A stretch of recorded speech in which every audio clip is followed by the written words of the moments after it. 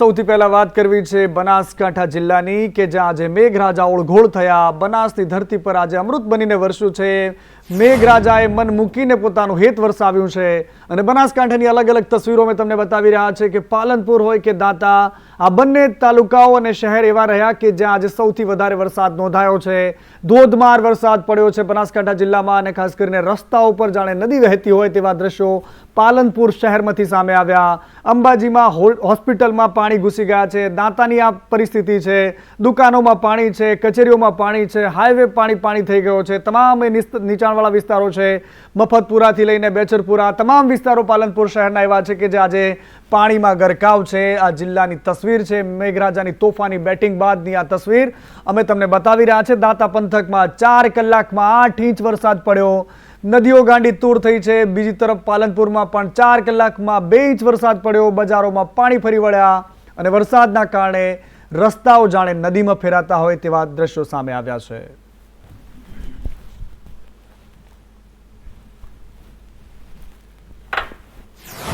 અને સ્થળ બદલાતા રહ્યા, પાણીની પરિસ્થિતિ એની જ રહી। બનાસકાંઠાના દાંતામાં નદી નાળા વહેતા થયા છે।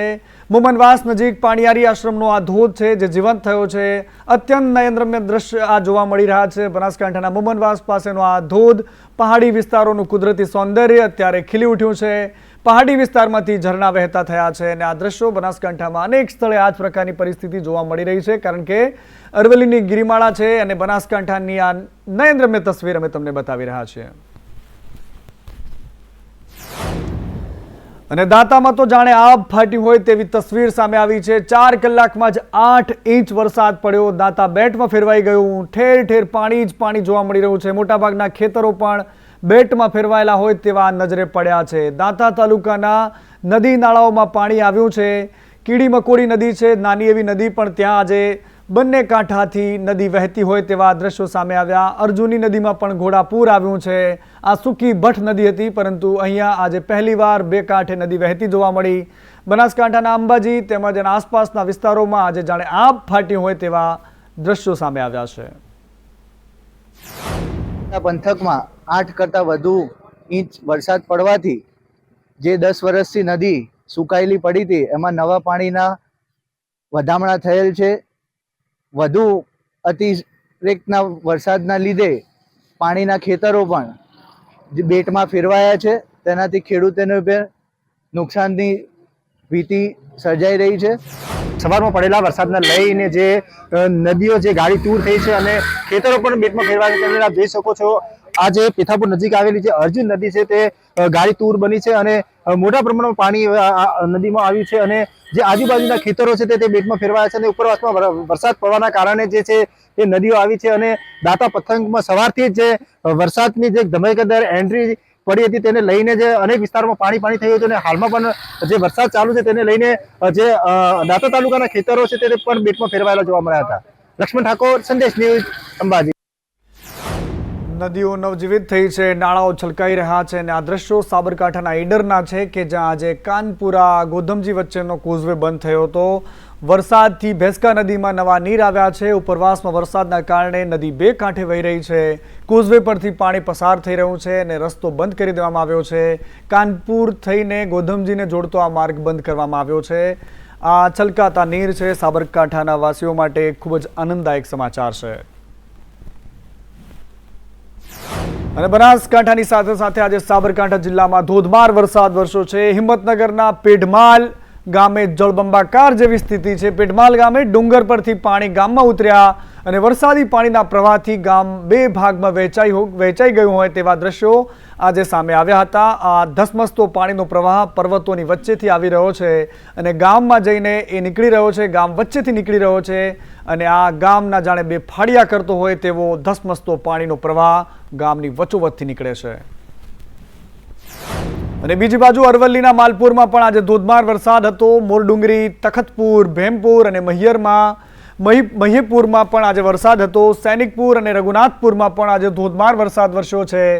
ભારે પવન રહ્યો। પવનની સાથે સાથે વીજળીના કડાકા ભડાકા અને ત્યારબાદ મેઘરાજાનું આગમન થયું।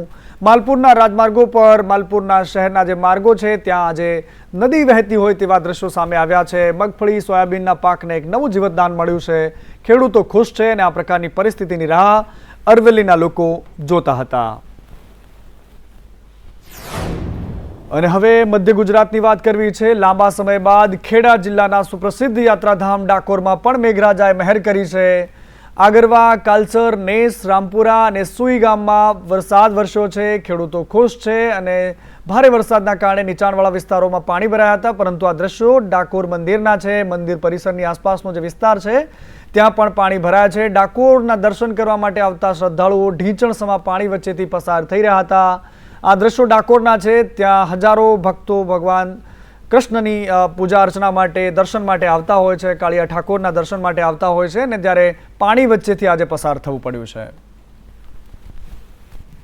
આ દ્રશ્યો અદ્ભુત છે। ડાકોર શહેરના છે। પ્રી મોન્સૂનની વાતો થતી હતી, પરંતુ જાણે આખા શહેરમાં જળબંબાકાર જેવી સ્થિતિ કરી છે, કારણ કે આ ઢીંચણસમા પાણી મંદિરની આસપાસના વિસ્તારના અમે બતાવી રહ્યા છે, પરંતુ મોટાભાગના શહેરમાં આ જ પ્રકારની પરિસ્થિતિ આજે જોવા મળી છે। મંદિરના મુખ્ય દ્વારની સામે પાણી ભરાયા છે। લગભગ 2.5 થી 3 ફૂટ જેટલા પાણી આસપાસના વિસ્તારોમાં ભરાયા છે।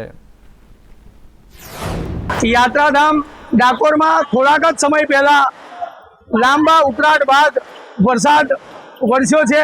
આપ જોઈ શકીએ છીએ ડાકોર મુખ્ય મંદિરની બહાર જ ઢીંચણ સમાના પાણી ભરાઈ ચૂક્યા છે અને દૂર દૂરથી આવેલા દર્શનાર્થીઓ પણ અત્યારે ઢીંચણ સમાના પાણીમાં થઈ અને દર્શને પધારી રહ્યા છે। ડાકોરની અંદર નગરપાલિકાની પ્રી મોન્સૂન કામગીરી પણ ખાડે ગઈ હોય તેવું જોઈ શકાય છે। થોડી જ વાર પહેલા શરૂઆત થયેલી વરસાદ અત્યારે દુકાનોમાં પણ પાણી ઘૂસવા જઈ રહ્યા છે।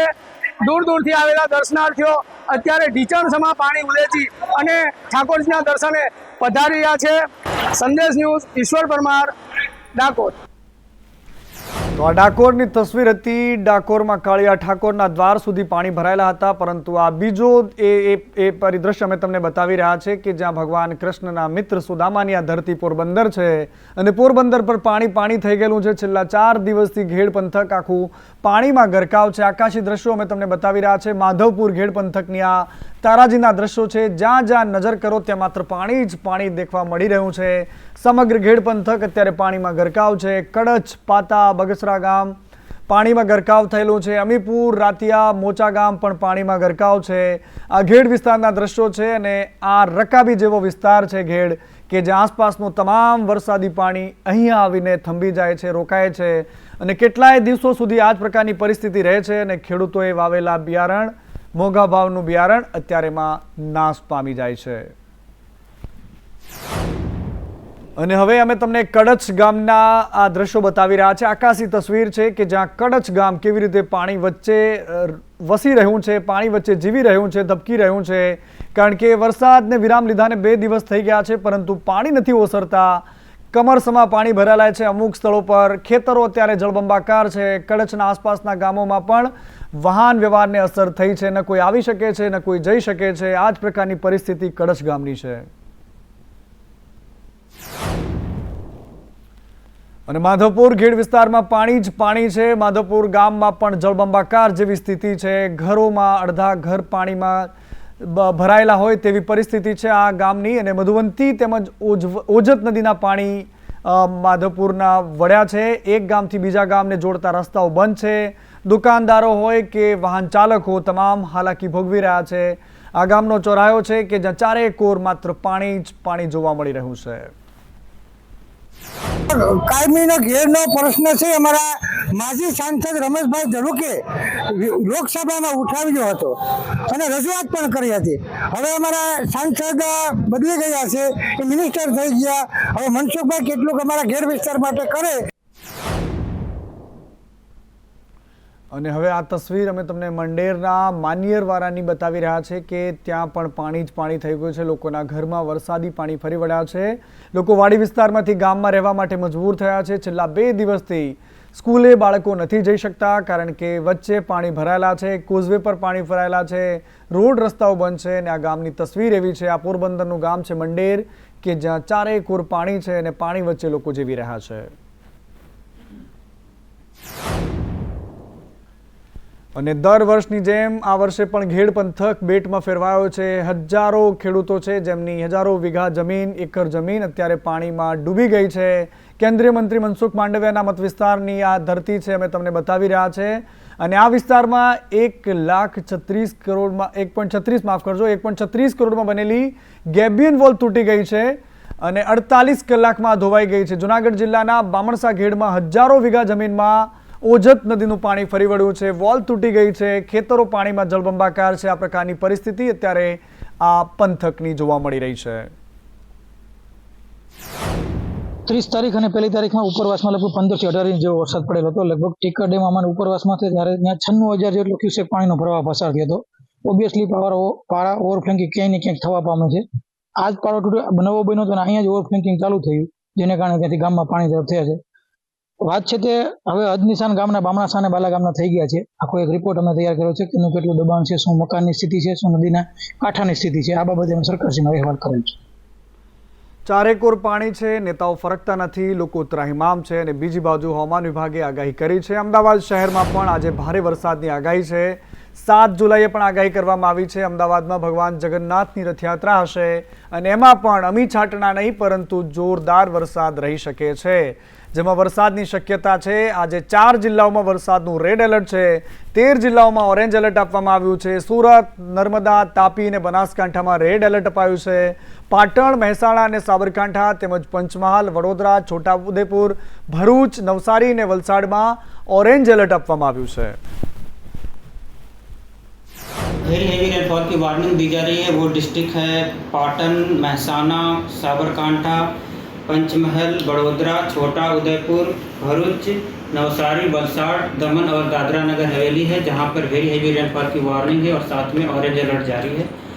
और हैवी रेनफॉल की वार्निंग जहां पर है वो डिस्ट्रिक्ट है गांधीनगर, अरावली, खेड़ा, अहमदाबाद, आनंद, पंचमहल, दाहोद, महिसागर और डांग डिस्ट्रिक्ट शामिल है, जहां पर हैवी रेनफॉल की वार्निंग है. और साथ में અને ખેડૂતોની સાથે સાથે સરકારી કર્મચારીઓનું પણ ચોમાસું ખીલ્યું છે, કારણ કે સરકારી કર્મચારીઓના મોંઘવારી ભથ્થામાં 4% વધારો કરવાની જાહેરાત સરકારે કરી દીધી છે. જાન્યુઆરી 2024થી ભથ્થામાં 4% વધારો થશે. રાજ્યના 4.71 લાખ કર્મચારીઓને એનો સીધો લાભ મળવાનો છે. રાજ્યના 4.73 લાખ પેન્શનર્સને પણ એનો લાભ મળશે. એરિયર્સ પેટે રૂપિયા 1229 કરોડ ચૂકવવામાં આવશે.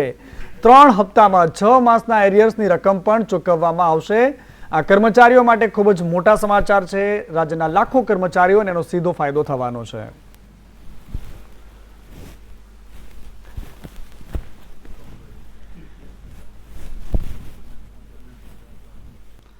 હાઈકોર્ટ ઝાટકણી કાઢે છે અને બીજી બાજુ મીડિયા સવાલ પૂછે છે અને તંત્ર મોઢું છુપાવે છે. રાજકોટમાં પોલીસને વાતનો ડર છે કે ક્યાંક કેમેરાની સામે આવી ગયા તો શું થઈ શકે છે, કારણ કે રાજકોટ પોલીસને હવે કેમેરાથી બીક લાગે છે.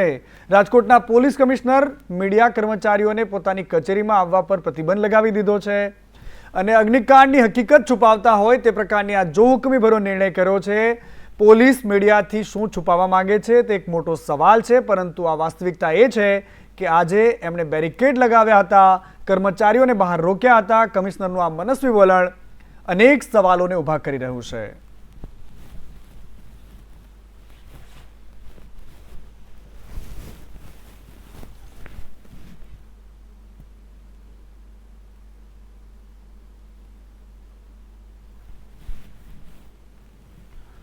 અને એ દોમ સાહેબીવાળો બાબુ મનસુખ સાગઠિયા, એટીપીઓ મનસુખ સાગઠિયાની સંપત્તિની તપાસ માટે એસઆઈટી ગુજરાત એસીબી દ્વારા એસઆઈટીની રચના કરવામાં આવી છે.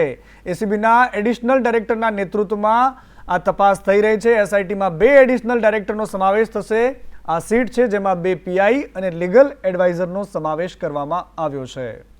અને આ સાગઠિયા છે કે જેમાં ભારતીય જનતા પાર્ટીના 2 નેતાઓ જેમણે ગઈકાલે એવા સમાચાર વહેતા થયા હતા કે પોલીસની કસ્ટડીમાં જઈને એમની સાથે મુલાકાત કરી છે. કરોડો રૂપિયા એમના ખજાનામાંથી નીકળી રહ્યા છે. હજી પણ બેંકના લોકર ખોલવાના બાકી છે. હજુ પણ એમની તપાસ થવાની બાકી છે. અને આ સાગઠિયા પોપટની જેમ કોઈના નામ ન બોલે એ વાતની બીક મોટા નેતાઓને લાગી રહી છે.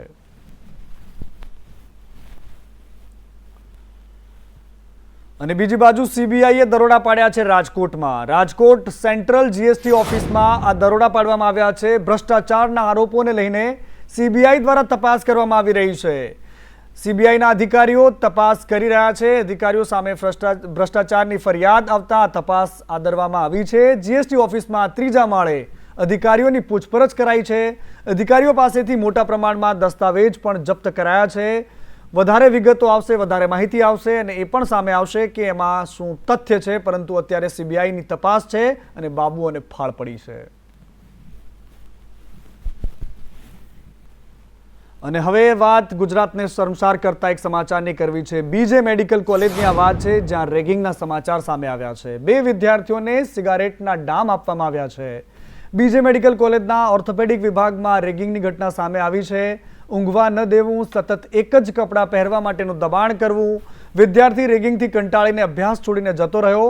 મધ્યપ્રદેશનો એ વિદ્યાર્થી હતો કે જેણે અભ્યાસ છોડવા માટે મજબૂર થવું પડ્યું, પોતાના વતન જતો રહ્યો છે. બીજા વિદ્યાર્થીએ આપઘાતનો પ્રયાસ કર્યો હતો અને આખો મામલો હવે સામે આવ્યો છે. કોલેજે આખી ઘટનાને દબાવવાનો પ્રયાસ કર્યો. એબીવીપીએ હલ્લાબોલ કર્યો અને ડીનને આવેદનપત્ર આપ્યું હતું. રેગિંગ માટે જાણીતું છે. ઓર્થોપેડિક ડિપાર્ટમેન્ટ 2022માં પણ રેગિંગની ઘટના સામે આવી હતી, પરંતુ કડક પગલાં ન લેવાયા. કોલેજ અને વારંવાર દબાવવાનો પ્રયાસ કરતી રહી અને આ જ કારણ છે કે ફરી એકવાર આ જ પ્રકારની ઘટના સામે આવી છે.